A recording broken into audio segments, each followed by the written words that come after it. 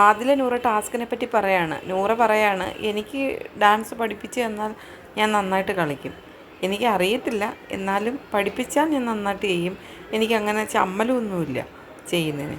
പക്ഷേ ബേബി കുറച്ചുകൂടെ ആക്റ്റീവ് ആവണം കേട്ടോ. നാളെ ടാസ്ക് ഇച്ചിരി അടിപൊളിയാവാനാണ് സാധ്യത. അപ്പോൾ എന്തായാലും ഗുളികയൊക്കെ കഴിച്ചിട്ട് ബേബി നല്ലതായിട്ട് ആക്റ്റീവ് ആവണം. ഇന്ന് അത്ര ഉഷാറില്ലായിരുന്നു എന്ന് പറയുന്നുണ്ട്.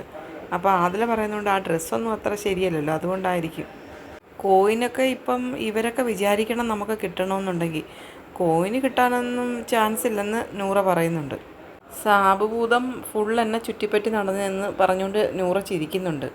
പിന്നെ നെവിൻ, ഷാനവാസൊക്കെ ആ ഡ്രസ്സ് ഇട്ട് വന്നപ്പോൾ ലാലേട്ടൻ്റെ ആ ഒരു മാച്ച് വന്നില്ലേ, ആ ഒരു രീതി ഉണ്ടായിരുന്നു അല്ലേ. ആ ശരിയായിരുന്നു, നല്ലതായിരുന്നെന്ന് നൂറയും പറയുന്നുണ്ട്. ആ മീശയും കൂടെ ഒക്കെ വന്നപ്പോഴത്തേനും നല്ല മാച്ച് ഉണ്ടായിരുന്നെന്ന് ആദില പറയുന്നുണ്ട്. ആദില കഴിക്കാതെ ബാക്കി വെച്ചേക്കുന്ന കണ്ടപ്പോൾ നൂറ ചോദിക്കുന്നുണ്ട്, എന്താ ബേബി കഴിക്കുന്നില്ല, ഞാൻ വാരി തരട്ടെ. അപ്പം പറഞ്ഞ് ശരിയെന്ന് പറയുന്നു.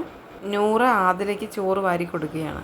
ശൈത്യ പോയതിന് ശേഷമാണ് ആദില അനുമോളുമായിട്ട് ഏറ്റവും കൂടുതൽ ഫ്രണ്ട്ഷിപ്പ് കീപ്പ് ചെയ്തത്. പക്ഷേ എന്തായാലും അനുമോളെടുത്ത് ഫ്രണ്ട്ഷിപ്പ് കീപ്പ് ചെയ്തുകൊണ്ടാണെന്ന് അറിയത്തില്ല, ആദില ഇപ്പോഴും ആ വീട്ടിൽ തന്നെ നിൽക്കുകയാണ്. യഥാർത്ഥത്തിൽ ആദിലയൊക്കെ എപ്പോഴേ പോകേണ്ടുന്നൊരു കണ്ടസ്റ്റൻ്റ് ആയിരുന്നു.